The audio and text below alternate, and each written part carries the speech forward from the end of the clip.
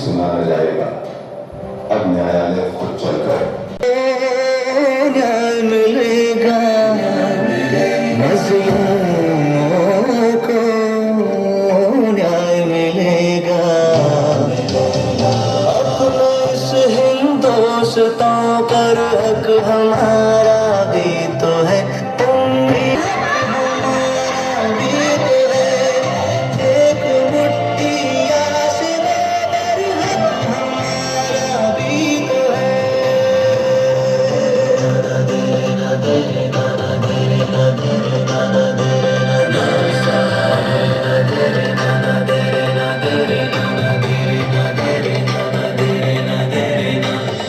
गरीब और कमजोरों को मुफ्त एवं सक्षम कानूनी सहायता के लिए प्रतिबद्ध विधिक सेवा।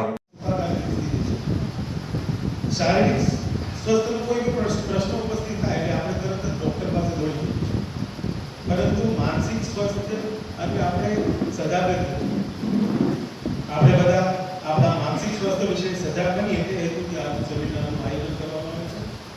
આજે આપણી વચ્ચે ઉપસ્થિત છે ડોક્ટર સોહનબુદ્ધ સાહેબ, MD psychiatry, Santvan hospital, certified psychotherapist, national mental health awareness program અંતર્ગત ક્લાસ 1 ડિસ્ટ્રિક્ટ નોડલ ઓફિસર દરજ્જે લોકોને મેન્ટલ હેલ્થ વિશે જાગૃત કરે છે। ડોક્ટર સોહનબુદ્ધ સાહેબનું જિલ્લા કાનૂની સેવા સત્તા મંડળ તથા જિલ્લા ન્યાયાલય જૂનાગઢ તરફથી ભાવભર્યું સ્વાગત છે।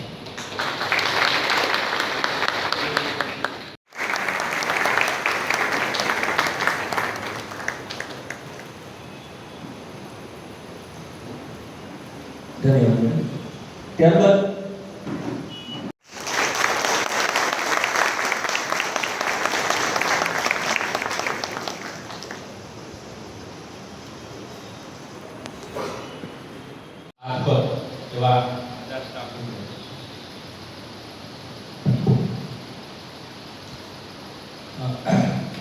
જ્યુડિશિયરી ઇન્સ્ટિટ્યુશન એટલે ખાલી જજીસ એકલા નથી, તમારા બધાનો જ ઇમ્પોર્ટન્ટ રોલ આ જ્યુડિશિયરીમાં છે। માનો કે કોઈ કોર્ટનું આઉટસ્ટેન્ડિંગ વર્ક થતું હોય ને તો એના સેવક પ્યુનથી માંડી સુપ્રિન્ટેન્ડન્ટ માંડી બધાનો જ એમાં સહયોગ લેવો છે।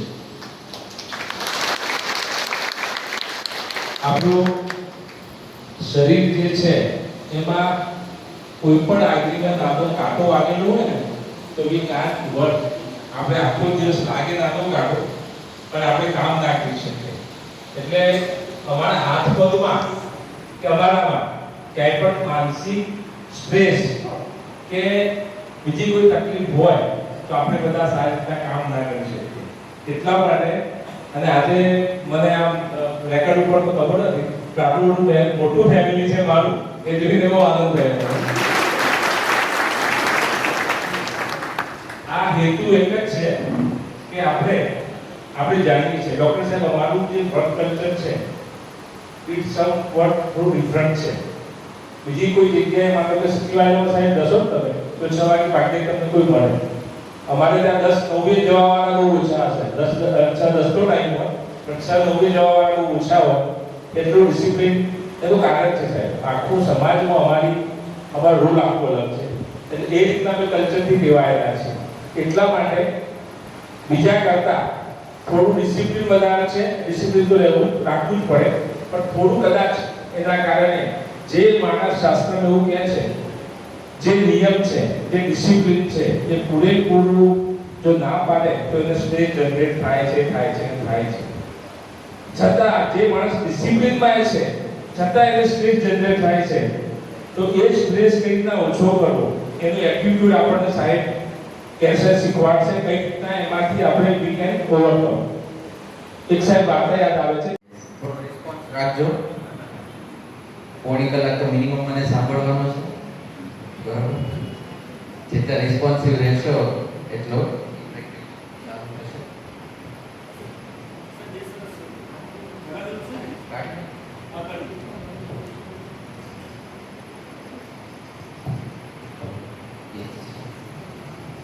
So today I am here to talk about mental health, માનસિક સ્વાસ્થ્ય. બહુ જ બ્રોડ ટોપિક છે અને સ્ટ્રેસ મેનેજમેન્ટ ઉપર વાત કરવા માટે મને જ્યારે ફોન આવ્યો સાહેબ તે થયું એટલે મેં ફોન કર્યો મને.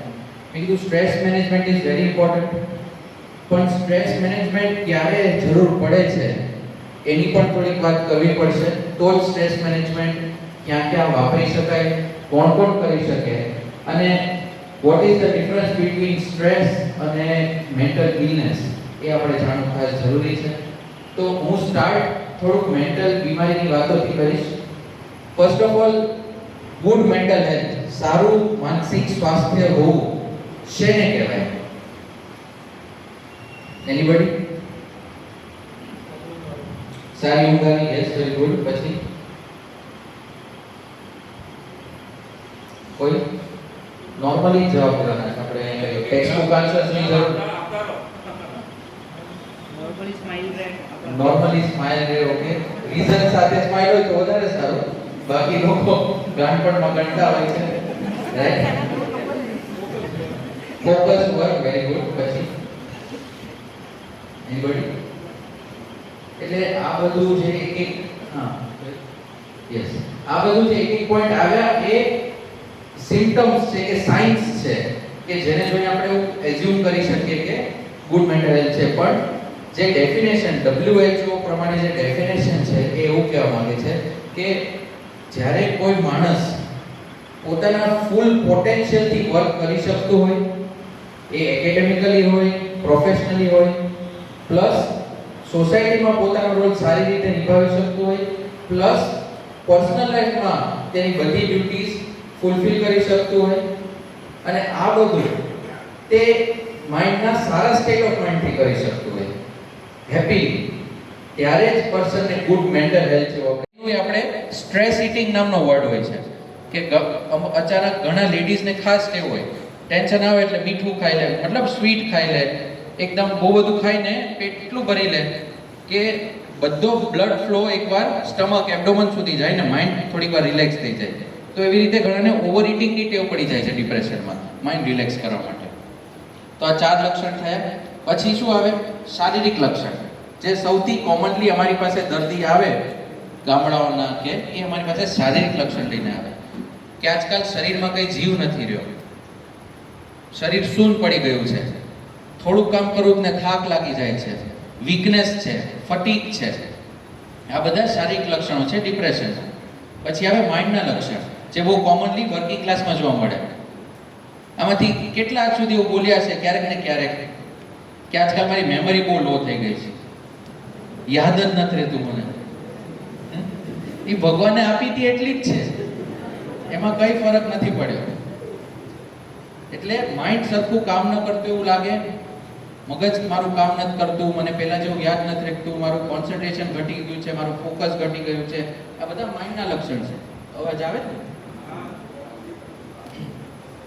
પછી નેગેટિવ થોટ્સ, એમાં પણ સ્ટેપ વાઇઝ હોય.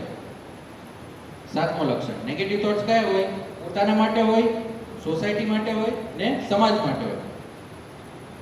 સોસાયટી, સમાજ અને પરિવાર માટે. પોતાના માટે શું કે મારામાં જ પ્રોબ્લેમ છે, મારાથી જ કાંઈ નથી થતું, મને જ નથી આવડતું. બહુ જ ચિંતા થાય ને અચાનક 108 બોલાવીને હોસ્પિટલ ભાગવું પડે અડધી રાત્રે ઇમરજન્સીમાં કે મને હમણાં હુમલો આવી જશે. એ યંગ લોકોમાં. તે શું હોય છે? જ્યારે ચિંતા રોગમાં શારીરિક લક્ષણ અચાનક પીક ઉપર જાય, એટલું બધું ધ્રુજારી આવવા માંડે, ધબકારો વધી જાય, પેનિકનો હુમલો, એટેક અને પેનિક એટેક ડિસઓર્ડર થતા હોય છે.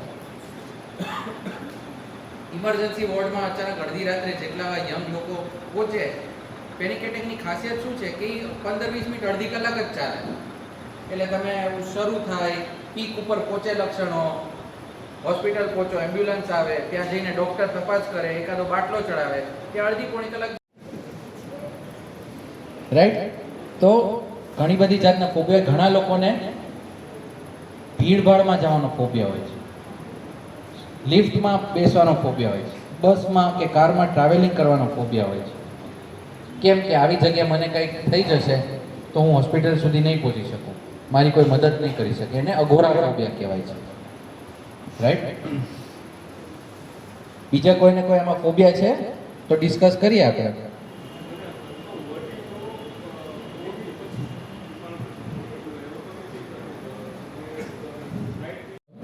હાઈટનો હતો અને પછી એકવાર હિંમત કરીને જમ્પ કર્યું, પછીથી નીકળી ગયો. Very good. એક સારાનો જ ભાગ છે. આ અલગ અલગ બીમારીઓ વિશે કહેવાનો મારો ભાવાર્થ એવો છે કે માનસિકના ડૉક્ટર પાસે જાવ એટલે ખાલી ગાંઠપણની સારવાર હોય એવું નથી.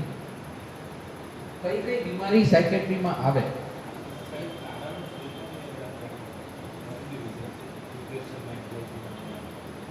રીઝન્સ. ઓકે, આ બહુ જ સાહેબ એક સારી વાત કરી કે કારણ શું. રીઝનમાં એવું છે કે એક મોટી ગેરમાન્યતા કે આજનો જો સૌથી એક ટેકો મેસેજ તમારે લઈ જવો હોય ને કોઈ પણ ઘરે, તો એ છે કે માનસિક બીમારી ખાવાનું દર વખતે રીઝન હોવું જરૂરી નથી. બરાબર. આપણને ઘણા સ્ત્રીઓને ઇલનેસ, માનસિક કોઈ પણ બીમારી હોય, સાદી ડિપ્રેશન, એન્ઝાયટી વાળી કે ગાંઠપણ વાળી, એ કારણ વગર જ થતી હોય છે. અને એના રીઝનમાં શું હોય છે કે આપણી મગજની અંદર બધું ઇમોશનનું, ફિલિંગ્સનું બેલેન્સ રાખવા માટે અલગ અલગ કેમિકલ્સ હોય છે.